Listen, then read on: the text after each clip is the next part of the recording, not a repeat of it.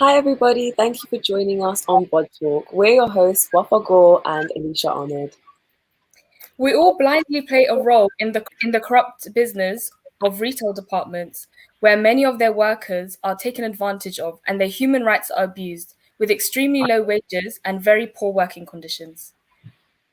So today to discuss this with us are Haneen, Abdelrahman and Jenna Ahmed. Hi. Hi, Hi! everyone. Hi. Thank you for joining us again, guys. So the first question, I'm just going to jump straight into it, is so can you explain to the viewers and explain to us what exactly are sweatshops? Okay, so they're like factories where they have like poor working conditions and child labor, poor wages. Yeah. And they manufacture clothes. Yeah, okay. And Jenna, do you have anything else to add? They're paid very little and they have to often like work long hours, and it's usually for like clothing stores and things like that, I think. Yeah, exactly. Do any of you know what countries mainly produce these clothes? Have you ever seen on your clothing it's written? Is it like Bangladesh and Yeah. countries like that? Yeah, a lot of countries, a lot of third world countries, but in particular, Bangladesh has a lot of sweatshop factories. So Haneen, you mentioned the working conditions in sweatshops. I'm guessing you haven't been in one or don't know, but what do you think the conditions are like inside of them, if you could imagine? Like maybe like a lot of hazards, not very clean, too much people working in like a small area. Exactly. And the people responsible for that are the big retail departments that some of you may know. And the reason behind that is because they they can profit more from not paying their workers, not looking after them, and not putting money into the factories to make them stable. So, on to you, Wafa. Yeah, so do you guys know any specific like retail shops that you guys have in mind that like or brands that operate using sweatshops? Like, because they're quite common ones that we use every day, and not a lot of people are aware of that.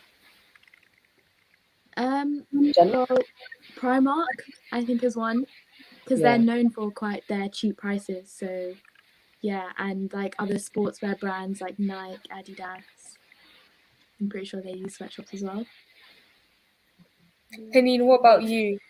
Do you Like know any more? H&M, ASOS, Mango, Guess. There's a lot.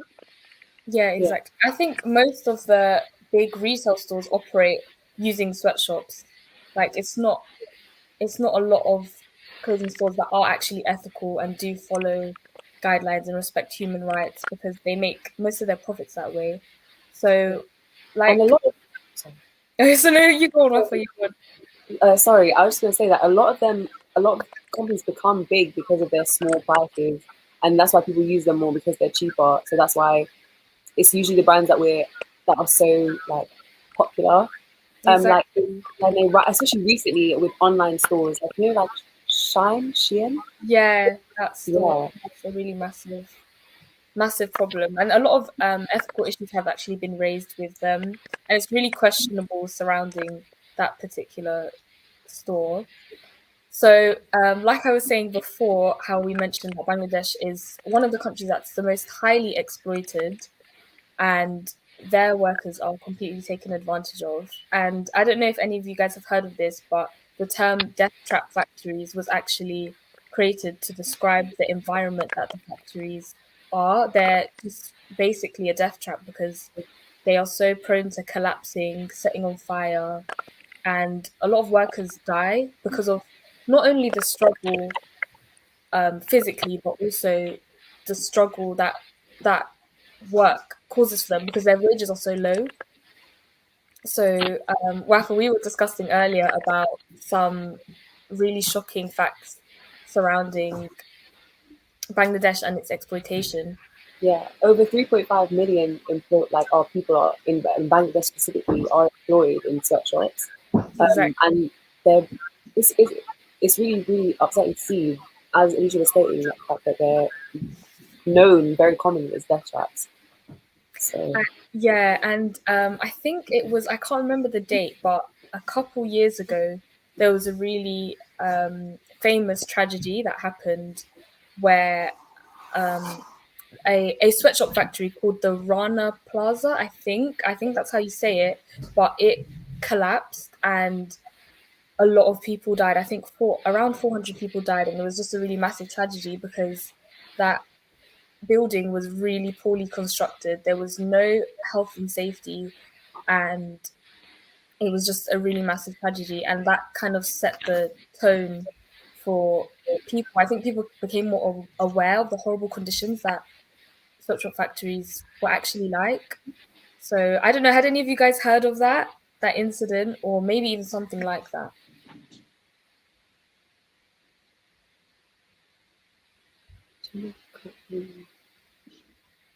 Jenna, we can't hear you. I don't know what's going on. Yeah, I was just saying, I think I've heard about that.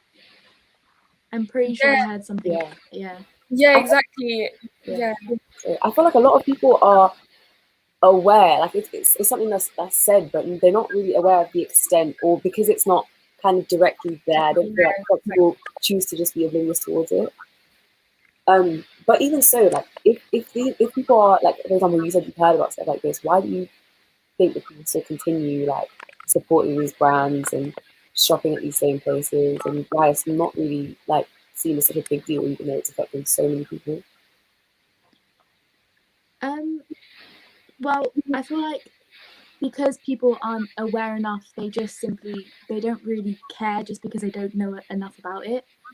Like if they were to actually see like what's going on inside the sweatshop, I think it would change their mind. But places like Primark, they have such cheap clothes. I think people just don't care. They just want like the cheap clothing, or like they might want to like fit in and look trendy, so they just go and buy like Nike or Adidas clothing, but they haven't actually seen what it's like and how it's actually made. So there's not enough awareness, I feel like, definitely. I think it's concealed from us. Like the brand images that are presented to us, they're always positive, always happy, and really like the way it's manufactured is never talked about. It's only about the brand name, the brand image. For example, like with Nike, they never really speak about the sweatshops that are used to create their items and all their goods. It's always just we just see what we want to be shown in the media. Haneen, do you have anything to add, like about Wafa's question? Yeah. Yeah, I feel like people just are more likely to get easier option instead of taking the time out to research and find out which shops do have ethical guidelines. Exactly. I think, do you know what? There's actually not really much of a choice for some people because, like you said, I think for Jenna, someone said that the Primark clothes are just really cheap, so it's an easy option, and not everyone has the luxury to afford to go to places where clothes are more ethical, and we're not told what's ethical and what's not. So when there's not enough choice, I think that's also another part of the problem. It's just because most brands that are popular or like very commonly used by all of us, especially young people, they all operate with sweatshops, but there's not enough shops that are ethical. So that's something that I think should be an ethical, affordable clothing line brand. And it's not just clothes. I think it could be like just any goods, but especially clothes, shoes, jackets, literally whatever. And I feel like people like that the clothes are cheaper, but they don't realize the cheapness is because of an expense. Like they're not. Exactly. The reason why a lot are more expensive is because they need to pay the workers, and and the conditions that are in sweatshops are appalling. Like I feel like this is not. You guys said before. It's not shown. It's not in the news as much. It's not. There's not really many documentaries on it and stuff like that. That is so common. You know. Exactly. And it is really heartbreaking to see when you do see the conditions that people are subject to. I think like what you said, Wafa, before is true because it's not directly affecting us. We just don't realize it, along with like a lot of other issues too. Yeah. You know, I actually saw an advert the other day that really inspired me to think about sweatshops, and ethical clothing and issues such as that, because basically the advert was people saying buy sustainable clothing, recycle your clothes, and to reuse. Oh yeah, this is what it said. So it said buy clothes that last longer, so you wear them longer, so you don't go and excessively buy clothes. Because I think a lot of people, especially young people, maybe we excessively buy clothes because we feel like we need to wear something different all the time, and we can't wear the same clothes when in fact a wardrobe doesn't need to be so huge, especially if your clothes aren't ethical, then it's not supporting anybody, you know? And brands like that, you like can use.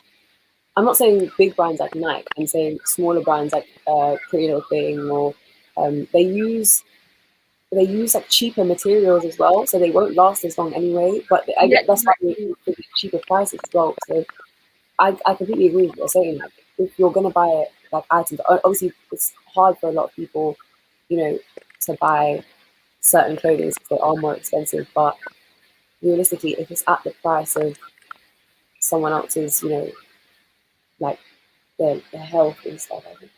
Yeah. So, Haneen and Jenna, where would you guys approach this kind of solution? What would you start with if you wanted to look for more ethical clothes, or what would you do?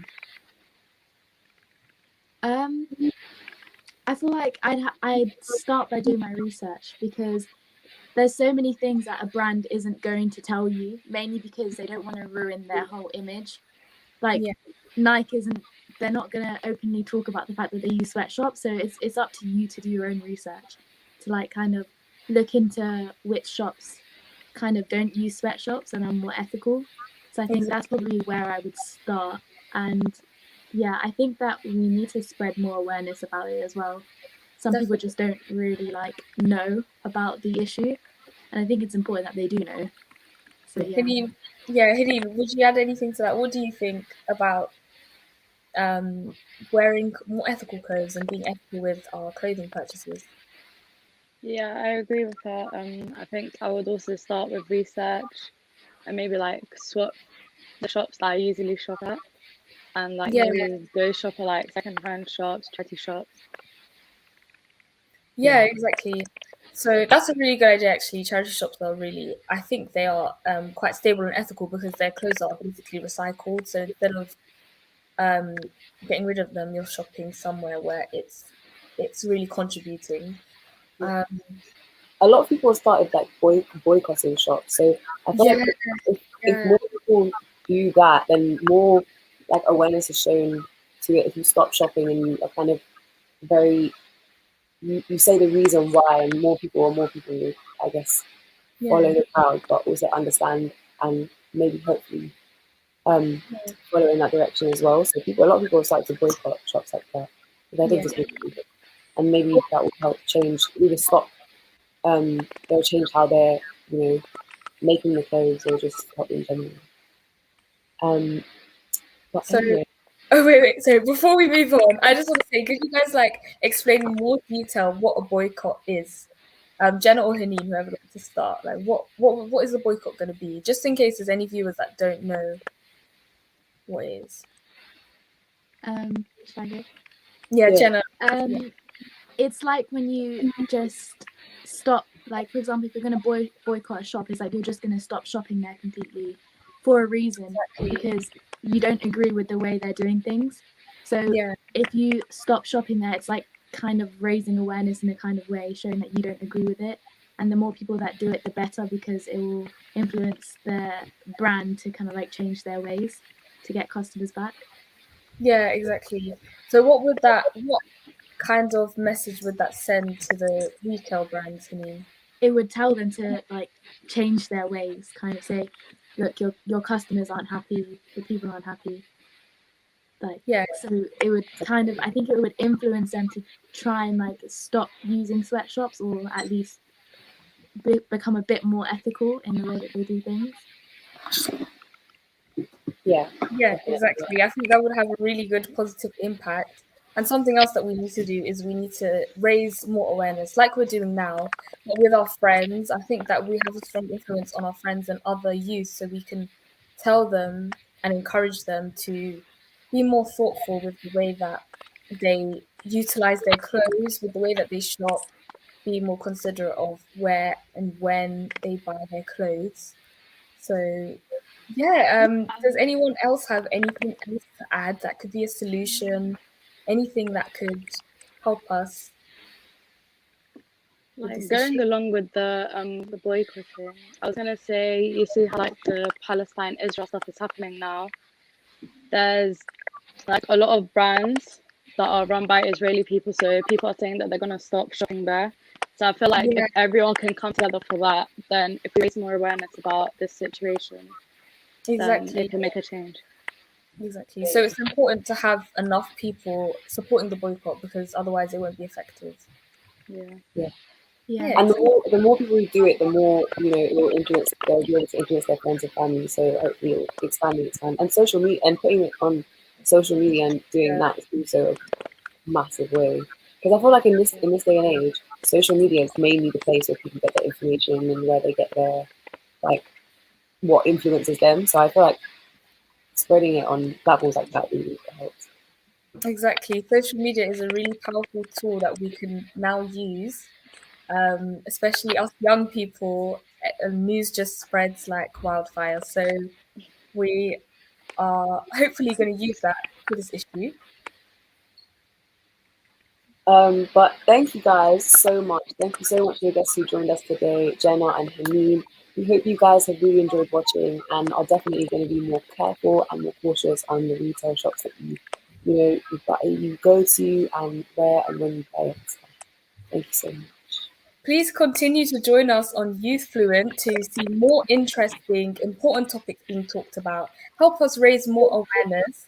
You can like, subscribe, and comment on YouTube, Facebook, Twitter, Instagram, and please interact with us. We'd love to hear what you think in more detail. You can engage with me and Wafa in comments and conversations. And yeah, we really hope to see you next time. Bye. Bye, guys. Bye.